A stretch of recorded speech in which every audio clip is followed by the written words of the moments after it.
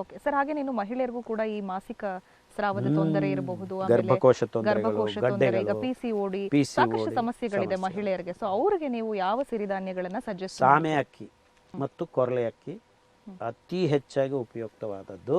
ಸಾಮೆ ಅಕ್ಕಿಯಲ್ಲಿ ನಿಮ್ಮ ಜನನಾಂಗಗಳನ್ನ ಅಥವಾ ಅಂಡಾಣುಗಳನ್ನ, even men who have sex problems, ಅಂದ್ರೆ ಅಂಗ ಪ್ರಚೋದಕ ಆಗೋದಿಲ್ಲ, ಶೀಘ್ರ ಸ್ಖಲನ, ಇಂಥ ಅಂಶಗಳಿಗೂ ಸಾಮೆ ಅಕ್ಕಿ ಅತಿ ಉಪಯುಕ್ತವಾದದ್ದು. ಒಂದೇ ರೀತಿ ಆಹಾರವನ್ನು ನಾವು ಯಾವತ್ತೂ ಬಳಸಬಾರ್ದು.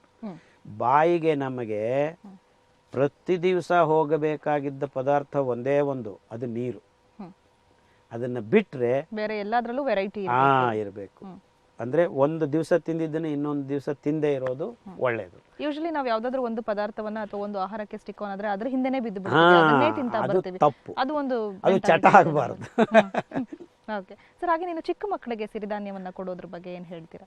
ಇನ್ಫ್ಯಾಕ್ಟ್ ಚಿಕ್ಕ ಮಕ್ಕಳಿಗೆ ಅತಿ ಅದ್ಭುತವಾದ ಆಹಾರ ಅಂದ್ರೆ ಸಾಮೆ ಅಕ್ಕಿ, ನವಣೆ ಅಕ್ಕಿ, ಅರ್ಕ ಅಕ್ಕಿ. ಯಾಕೆ ಅಂತ?